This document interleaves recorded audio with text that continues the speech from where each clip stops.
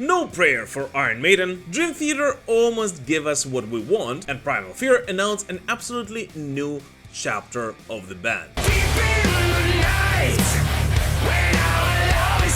Heavy metal is alive and well, so let's see what keeps it going today. Here you go. New release by Dream Theater.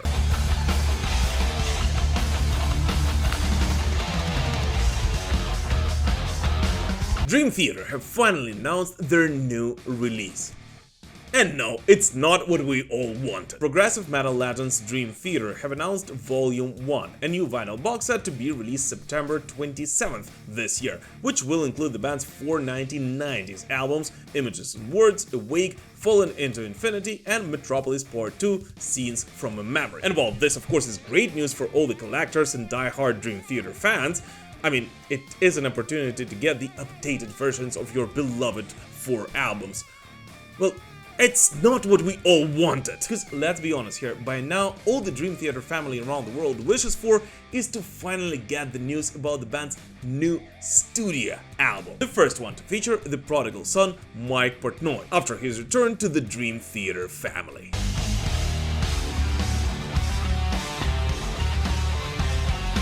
But at the same time, this decision is absolutely understandable. I mean, this reunion has been one of the most discussed news of the year, with pretty much every update about it getting prime spots in all music signs.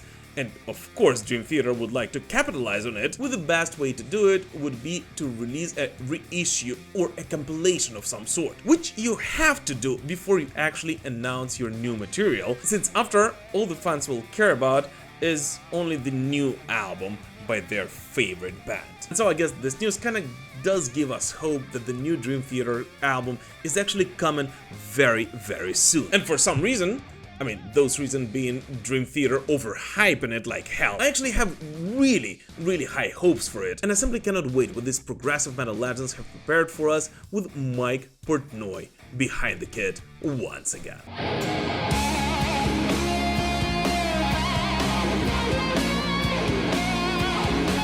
By the way guys, here I just want to point out that only around 30% of the people who watch my videos are actually subscribed to the Metal Pilgrim channel. So if by any chance you still haven't done so, and especially if this is not the very first video you're watching the show, I would really appreciate it if you would consider doing it right now. And unless it is your first time on YouTube, I think you know where to hit that subscribe button. Primal Fear 2.0.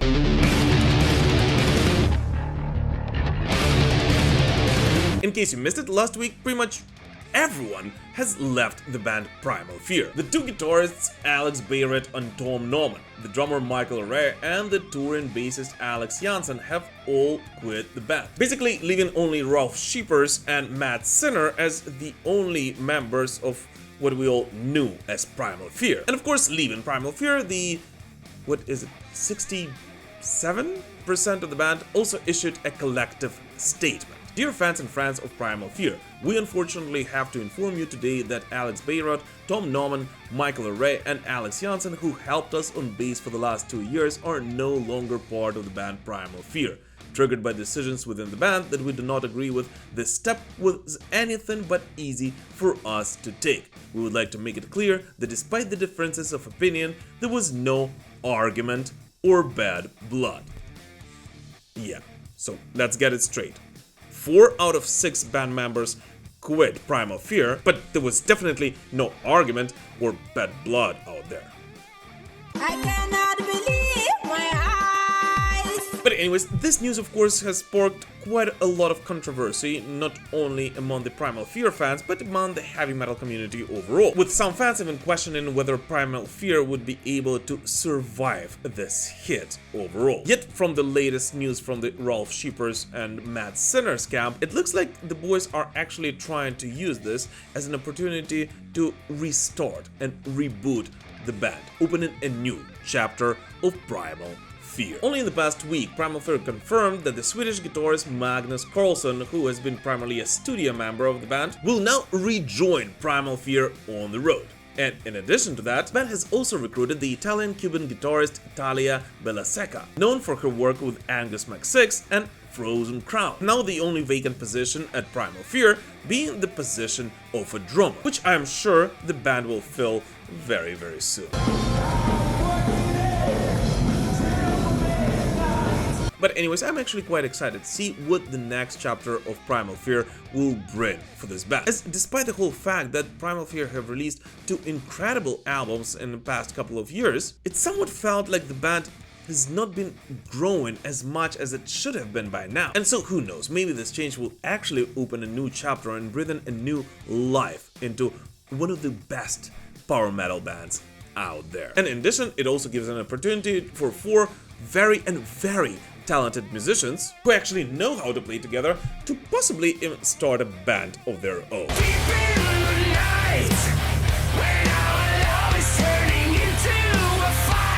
By the way guys, here I just want to point out that this is the very first time we're doing this metal digest thingy in over a year now. So the truth is, I would really appreciate pretty much any feedback you can give me about these videos, about how I could improve them, which bands I should speak of in the future, and whether I should do these videos at all. So I guess now would be a really good time for you to write down those in the comment section below.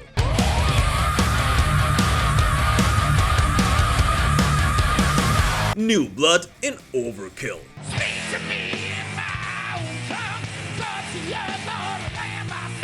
In case you missed it a couple of weeks ago, Overkill parted ways with their longtime drummer Jason Bittner. And so on the 23rd of August, the thrash metal legends have finally announced their new band members' names. Overkill have recruited the ex-Venom Incorporated drummer Jeremy Kling. We're gearing up for an epic European and North American tour this August through December and are excited to announce a special edition for the tours. Here comes a thunderous old friend who had done work with us as well as the Absence and Venom Incorporated.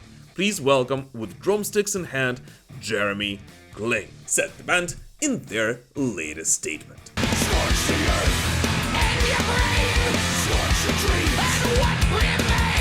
Now, in all honesty, I'm actually really happy for both parties. I have an enormous respect and admiration for Jason Bittner and all of his work, and I'm actually really happy that he gets to concentrate on what he loves doing the most and work closer with Shadows Fall and his new band Category 7. In fact, Jason Bittner was actually the very first person whom I have invited on the Metal Pilgrim show, so he kinda helped me kick off this channel overall, as who knows, if he wouldn't have said yes back then, maybe I would never actually get the guts to start it. So I actually wish him and his projects all the best. And at the same time, well, I actually think that Jeremy Kling is a great addition to Overkill. So first and foremost, let's wait for some live recordings with him, which I'm sure there will be plenty of in a couple of days. And secondly, well, if allowed by Didi Verney, I'm actually sure that we will get to hear quite a lot of Jeremy's input in the upcoming Overkill albums.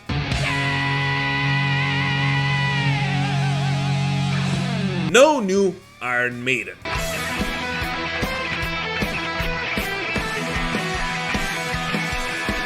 Steve Harris has once again shattered the fans' dreams about a new Iron Maiden album. It's just outrageous. In a recent interview to Australia's Everblack podcast, as a part of the promo for the upcoming Australian tour Iron Maiden and British Lion are about to start, answering the question about the new music from the legendary band, Steve Harris responded the following. No, not at the moment. There's nothing in the works at the moment. Okay. But that's not to say there won't be. But yeah, I mean, Bruce has only just done his solo tour. Yes. So he spent quite a long time just doing that. And so I don't know. Yeah, I mean, maybe we'll find time to cram one in somewhere. Yeah, awesome, man. Awesome. You never know. Furthermore, regarding his plans for 2024, Steve said, "I'm on tour for the next 4 months up until Christmas, so I'm not really sure what we're doing after that. I suppose we'll probably take a break with Maiden for a little while. I've got no plans at the moment for anything with British Lion early part of next year, but if something comes in, I find it difficult to turn stuff down. So we'll see." And here comes a rather interesting thing. In this short comment, Steve Harris says that he supposes Iron Maiden will take a short break in 2025. When a couple of weeks ago, Bruce Dickinson has actually reiterated once again that he knows exactly what Iron Maiden will be doing up until 2026. And here's the thing, if Steve Harris actually does say that there is no new Iron Maiden album being prepared right now, I 100% believe him. But that doesn't mean that he simply does not want to talk about what Iron Maiden will be doing early next year, especially since we all know that the band kinda has to prepare something extraordinary for their fan base next year, given the fact that Iron Maiden will be celebrating their 50th anniversary in 2025. And let's be honest here, there is no better present for any Iron Maiden fan than an announcement of a new Iron Maiden album on the Christmas day next year.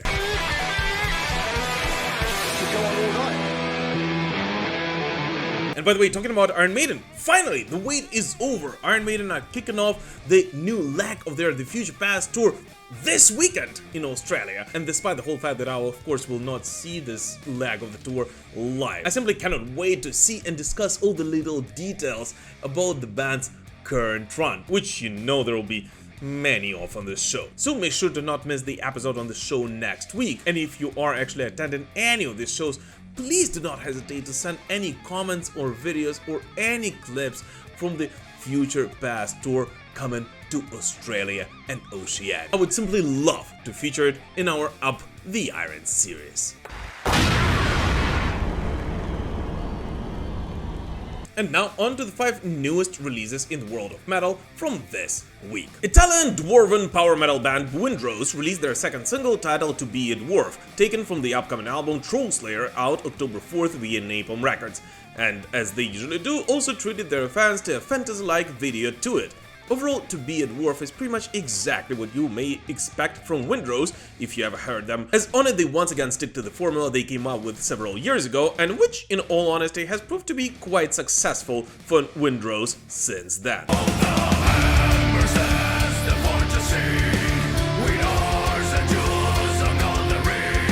Wintersun have finally released their highly anticipated album Time 2, a record which comes 12 years after Time 1 was released in 2012. According to the band's mastermind Jari Manpea, Time 2 is an epic journey from light to darkness and back to light, exploring the universe and energy, contrasting dark stormy landscape to calm and beautiful cherry blossom trees gardens with misty, snowy mountains that will leave you breathless. And this to me is a perfect description of Time 2, in which Wintersun were able to not only captivate the attention, but also paint vivid images and tell the stories to its listener through the power of music.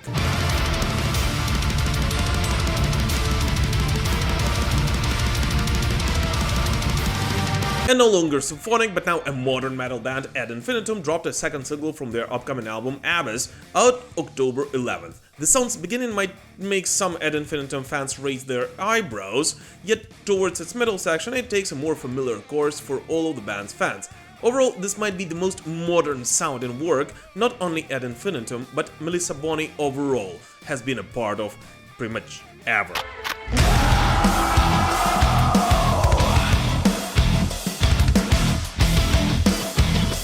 Bless the Fall dropped their new single Drag Me Under, featuring the members of Australian metalcore band Alpha Wolf and co-written together with Tony Capocci from Dragged Under. Overall, this song, I guess, is exactly what the band's fans want to hear from Bless the Fall, but in all honesty, and I know it just might be my problem, but it is so predictable that I feel like I've heard it at least several times in different variations before this release. So will you drag me under?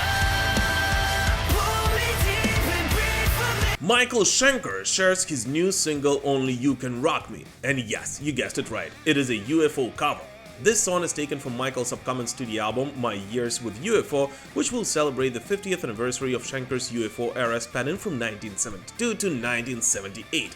Only You Can Rock Me features guest appearances by nobody else by Joey Tempest and Roger Glover of Deep Purple. And overall, My Years with UFO will have Axl Rose, Slash, Kai Hansen, Biff Byford, Jeff Scott Soto, and gazillion other incredible musicians. And I, in all honesty, cannot wait to hear the rest of it, and especially a new version of the legendary Dr. Doctor, which gives chills not only to all UFO, but also to every Iron Maiden fan around the globe. Come on back now, do it again.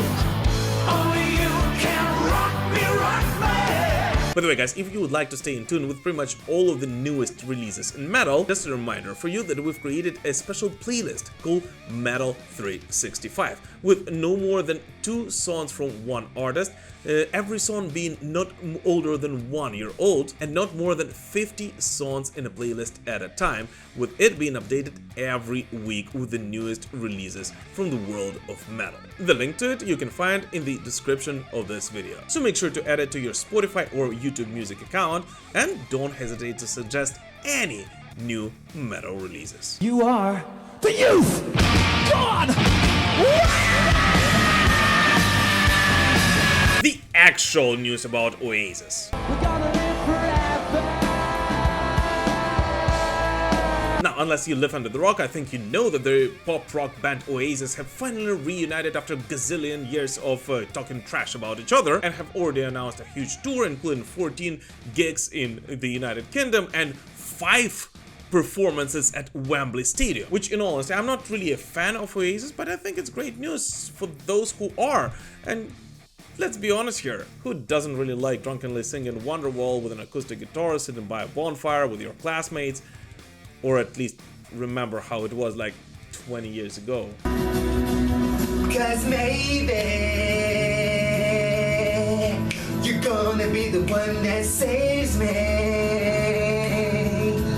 But anyways, good for Oasis and for their fan base, I'm really happy for them. But the actual news here is that the bookmakers have already started taking bets about how soon will Liam and Noel Gallagher break the band once again, which I think is ridiculous, but super funny at the same time. So the odds of Oasis breaking up before the first day of the reunion are 7-1. The odds of breaking up at any point during the reunion are 20-1. Breaking up 6 months after the reunion, 2-5. And my favorite, Liam and Noel to have a physical altercation on stage during the reunion, 12-1. No, seriously, this is hilarious. Messed up and hilarious. And the only thing I could think about while reading this news was, how would the bookmakers react if, let's say, Skid Row and Sebastian Bach would reunite once again? Or even better, the original Sepultura going up on stage once again? And which metal reunion would you really want to finally happen? Please let us know in the comments. I'm actually really curious to find out, because I think you all know which one would I love to happen the most.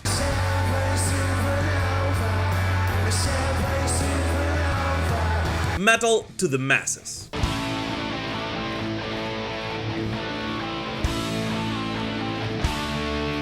In a recent interview, Accept vocalist Mark Tornillo clarified his own comments about the United States not really being a metal territory anymore that he has given a couple of months ago. And here's how Mark explained himself. During that interview, I was actually being interviewed by a couple of guys who I know, and that was just a line in passing. It was like, why don't you guys play here more often? Well, the fact of the matter is that we can't really afford to play here that often because we make way more money in Europe, South America and the rest of the world than you do in the United States. And if you think about it, most metal bands are playing smaller venues here unless you team up together and you go out and you play the Sheds, or you're a Metallica with Pantera and you can sell out arenas. The things that are being pushed is not metal. The music, not so much the radios and stuff, but the record companies in this country do not push metal. They push whatever flavor of the music it is and aim towards kids. If they aimed metal towards kids, I think it would sell. So it's hard to say, but I certainly didn't mean it in a derogatory way. I just meant that it's very difficult for us to get a good tour together now.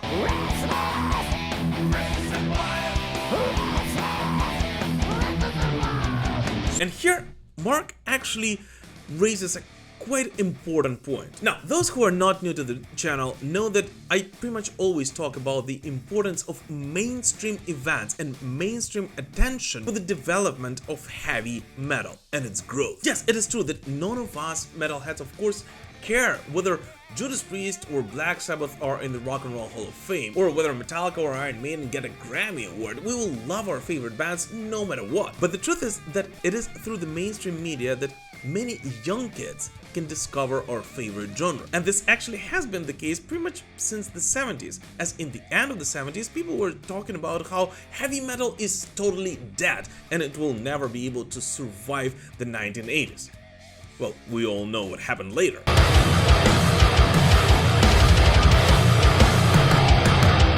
And the reason why heavy metal has been able to adapt and survive up until today is because there has been an almost always constant influx of new listeners. And thank God that today we can do it not through the standard means of communication, the one that we've known for the past 40 years or so. Because what Mark says is actually absolutely true. The record companies in the United States, the biggest music market in the world, are not really interested in pushing metal to the kids anymore. And the only way for them to discover this wonderful world of heavy metal at this point is through social media or through mainstream events, like for example the Grammys, whether we like it or not. And this is exactly why I'm actually really happy when one of my favorite bands gets recognition they deserve from the mainstream media, although once again I don't really care about it. And I'm really happy that the bands like Windrose, for example, discover the new ways to grab the attention of the younger audience through TikTok